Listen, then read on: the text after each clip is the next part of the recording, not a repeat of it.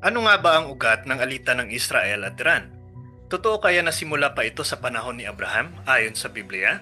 Sa tuwing nababalitaan nga po natin ang tensyon sa pagitan po ng Israel at Iran, madalas po nating iniisip na ito ay isang modernong problema. Usapin ng nuclear weapons, geopolitics, proxy war sa Middle East, mga banta ng missile attacks, at matitinding pahayag mula po sa mga leader ng dalawang bansa. Sa ibabaw nga po, tila isa lamang itong political conflict ng modernong mundo. Ngunit may mga historiador po at Bible scholars na nagsasabing may mas malalim na pinagmumulan ang hidwang ito.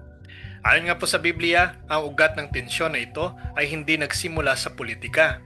Hindi ito nagsimula sa langis, hindi rin po ito sa modernong ideology. Sa halip po nagsimula ito sa libo-libong taon na ang nakalipas. At ang pinagmulan po nito ay hindi po isang digmaan, hindi isang imperyo, kundi isang pamilya, isang ama, dalawang ina, at dalawang anak na lalaki. Upang maunawaan po natin ang kwentong ito, kailangan po nating bumalik sa isang pinaka-importanting tao sa kasaysayan ng Biblia. Isang lalaki na itinuturing na ama ng maraming bansa. Ang kanyang pangalan ay si Abraham. Ang kwento po ay nagsimula sa isang pangako po ng Diyos. Isang pangako na makikita po sa aklat ng Book of Genesis, particularly sa Genesis chapter 12. Sa panahon po iyon, si Abraham, na noon po ay tinatawag pang Abram, ay nakatira po sa isang lugar na malayo sa lupain ng Israel. Ngunit isang araw, tinawag siya ng Diyos.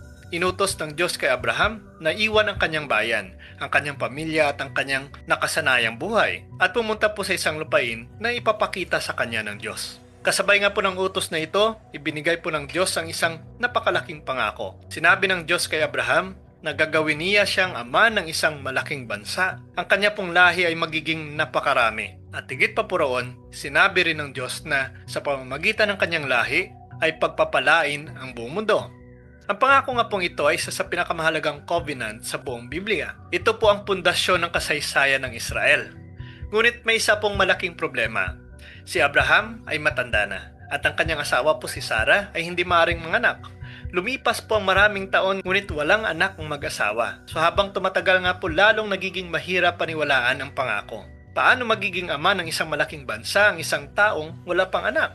Dito po nagsimulang pumasok ang isang desisyon na magbabago sa kasaysayan ng kanilang pamilya. Habang lumilipas po ang mga taon at wala pa ring anak si Sarah, nagsimula siyang mawalan ng pag-asa. Sa panahon pong iyon, may isa pong kaugalian sa ilang sinaunang kultura. Kung ang isang babae ay hindi makakapag-anak, maaari niyang ibigay ang kanyang alipin sa kanyang asawa upang magkaroon ng anak sa pamamagitan nito. Kaya ginawa po ni Sarah ang isang desisyon. Ibinigay niya ang kanyang alipin na si Hagar kay Abraham. Ang layunin po ay magkaroon ng anak si Abraham sa pamamagitan ni Hagar. Sa pananaw nga ng tao, tila po ito isang praktikal na solusyon. Kung hindi kayang magkaanak si Sarah, baka ito po ang paraan upang matupad ang pangako ng Diyos. Ngunit dito po nagsimula ang komplikasyon. Nabuntis si Hagar at ipinanganak ang isang batang lalaki na pinangalan ng Ismael. Sa sandaling pong iyon, maaring iniisip ng pamilya na natupad na ang pangako. May anak si Abraham, ngunit ayon sa kwento ng Biblia, ang pangako ng Diyos ay hindi pa doon magmumula. At habang lumilipas pong panahon, nagsimulang lumitaw ang tensyon sa loob po ng kanilang pamilya. Ang relasyon sa pagitan ni Sarah at ni Hagar ay naging mas komplikado. Ang simpleng desisyon niyon ay nagbukas po ng isang sugat na magiging bahagi ng kasaysayan sa loob po ng maraming henerasyon. Now, pagkaraan po ng maraming taon, nang halos wala nang inaasahan ang mag-asawa, isa pong himala ang nangyari. Si Sarah na matagal ng baog at matanda na ay nabuntis at ipinanganak po ang isang batang lalaki. At ang batang ito ay pinangalan ng Isaac. Ayon nga po sa Biblia, si Isaac ang tinawag na anak ng pangako. Dahil po sa pamamagitan niya ipagpapatuloy ang covenant na ibinigay ng Diyos kay Abraham. Ngunit ngayon nga po may dalawang anak sa pamilya, si Ismael at si Isaac, dalawang magkapatid, dalawang ina, at dalawang magkaibang kwento ng kapanganakan. Sa simula po maaring tila normal lamang ang sitwasyon. Ngunit sa paglipas po ng panahon, nagsimula pong lumitaw ang tensyon. Dahil ang isang anak ay bunga po ng human solution, at ang isa naman ay bunga naman ng pangako ng Diyos. Ang pagkakaroon ng dalawang anak na may magkaibang papel sa kasaysayan ay naglatag po ng pundasyon ng isang komplikadong relasyon. Now, ang turning point ng kwento ay nangyari po sa isang pangyayari na inilarawan sa Genesis 21 verse 9 to 12. Sa isang okasyon, napansin po ni Sarah ang isang bagay po na nagbigay sa kanya ng matinding pagkabalisa. Ayon sa kwento, nakita niya si Ismael na tila kinukutya o pinagtatawanan ng batang si Isaac. Hindi malinaw kung gaano kaseryoso ang pangyayaring iyon. Ngunit para kay Sarah, ito ay sapat ng dahilan upang gumawa ng isang matinding desisyon. Hiniling niya kay Abraham na paalisin si Hagar at ang kanyang anak na si Ismael. Para kay Abraham, napakahirap po ng kahilingan ito. Dahil si Ismael po ay anak din niya. Ngunit ayon sa kwento sa Book of Genesis, sinabi ng Diyos kay Abraham na sundin ang sinasabi ni Sarah. Kaya isang araw, pinalis si Hagar at ang batang si Ismael. Iniwan nila ang tahanan ni Abraham. Lumakad sila papunta sa disyerto. Para sa ilan, ang pangyayaring ito ay isang simpleng family conflict lamang sa sinaunang panahon.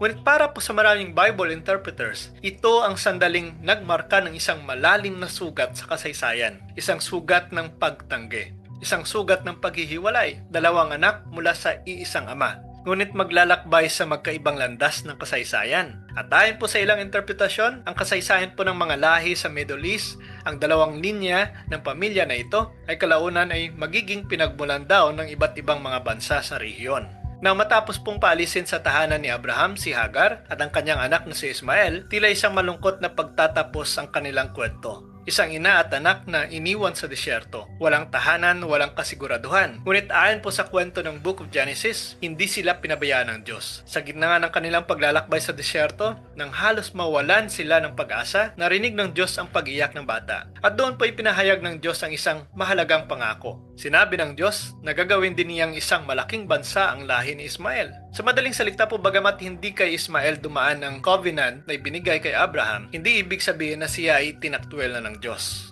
Pinagpala pa rin siya, pinrotektahan pa rin siya ng Diyos. At ayon po sa Biblia, si Ismael po ay naging ama ng maraming lahi sa rehiyon ng Middle East. Samantala ang covenant na pangako ng Diyos kay Abraham ay pinagpatuloy sa pamamagitan ng isa pang anak, si Isaac. Sa pamamagitan niya ni Isaac, nagpatuloy pong linya ng pangako na kalaunan po ay magiging bansang Israel. Kaya sa kasaysayan po ng Biblia, may dalawang linya ng pamilya na nagmula sa isang ama. Parehong pinagpala, ngunit may magkaibang papel sa kasaysayan. Ang pagkakaiba pong ito ay naging bahagi po ng mas malawak na kwento ng mga bansa sa rehiyon ng Middle East. At sa paglipas po ng libo-libong taon, ang kasaysayan pong ito ay patuloy po na nakakaapekto sa mga relasyon ng mga bansa sa rehiyon. Ngunit upang mas maunawaan po natin ang konteksto sa modernong Iran, kailangan po nating tingnan ang isa pang mahalagang bahagi ng kasaysayan ng Biblia.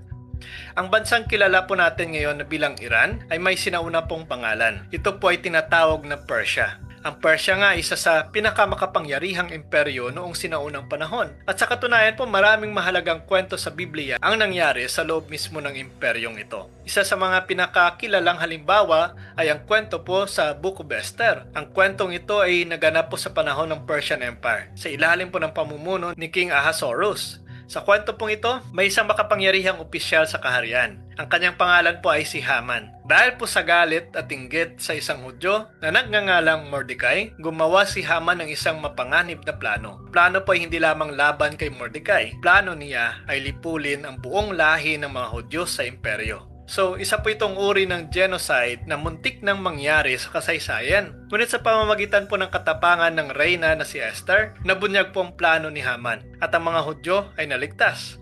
Ang kwento pong ito ay naging napakahalaga sa kasaysayan ng Israel. Ito pong dahilan kung bakit ipinagdiriwang ng mga Hudyo ang kapistahan ng Purim hanggang ngayon. Now, ang mahalagang punto po dito ay ito. Ang Persia ay matagal ng bahagi ng kwento ng Israel sa Biblia. Hindi lamang bilang kaaway, minsan ay bilang lugar ng panganib, minsan din ay lugar kung saan nangyari ang pagliligtas ng Diyos. Ngunit may isa pang propesiya sa Biblia na madalas banggitin kapag pinag-uusapan po ang Persia at ang hinaharap.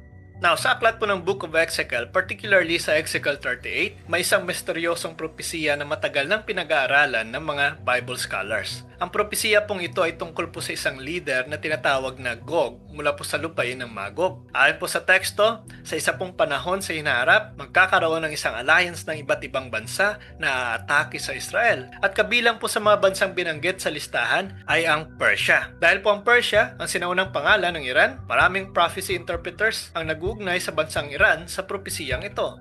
Gayunpaman po mahalagang tandaan na ang mga propesiya po sa Biblia ay madalas po na simboliko, may iba't ibang interpretasyon. May mga theologians na naniniwala na ito ay literal na mangyayari sa hinaharap. May iba naman na nagsasabing ito ay simbolikong paglalarawan ng spiritual conflict. Sa loob nga po ng maraming siglo, ang propesiya pong ito ay patuloy na pinag-aaralan at pinagtatalunan ng mga scholars. Ngunit isang bagay po ang malinaw. Ang mga bansang nabanggit sa propesiyang ito ay matatagpuan sa rehiyon ng Middle East at mga karatig na lugar. At sa modernong panahon, ang rehiyong ito ay nananatiling isang pinakasensitibong bahagi ng mundo. Now, kung babalikan po natin ang modernong kasaysayan, ang bansang Israel po ay muling naitatag noong establishment of the State of Israel.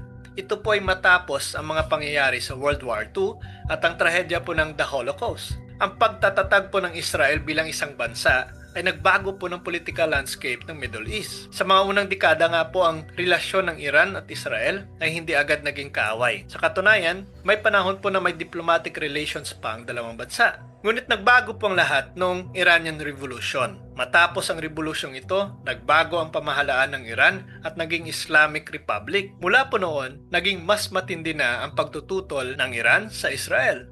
Sa paglipas po ng mga dekada, ang tensyon ay lumaki. Kasama dito ang political rhetoric, military alliances, proxy conflicts sa iba't ibang bahagi ng Middle East. At hanggang ngayon po, ang relasyon ng dalawang bansa ay isa sa pinakamainit na geopolitical tension sa mundo. Ngunit kahit po sa gitna ng mga balitang ito, may isang mahalagang paalala po ang Biblia tungkol po sa hinarap. Sa kabila nga po ng lahat ng digmaan, tensyon at kasaysayan ng hidwaan, may isang mensahe po ang Biblia na madalas po nakakaligtaan.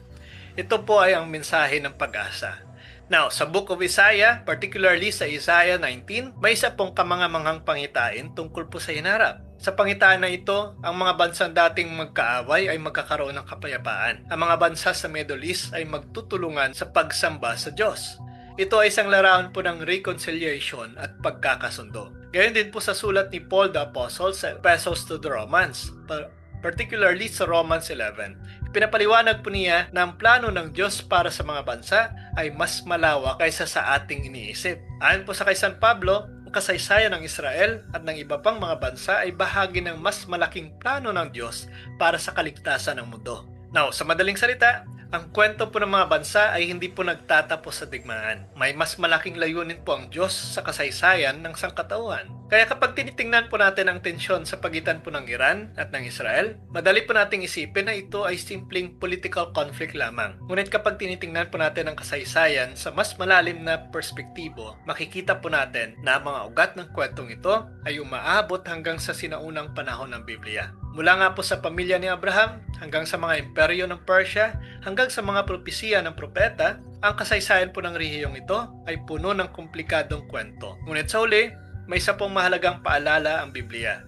Ang tunay na laban ay hindi lamang tungkol sa politika, hindi lamang tungkol sa lupa, hindi lamang tungkol sa kapangyarihan. Ang tunay na laban ay tungkol sa liwanag at kadiliman. At ayon po sa Biblia, ang huling kabanata ng kasaysayan ay hindi po pagkawasak, kundi ang tagumpay ng Diyos. God bless po sa ating lahat.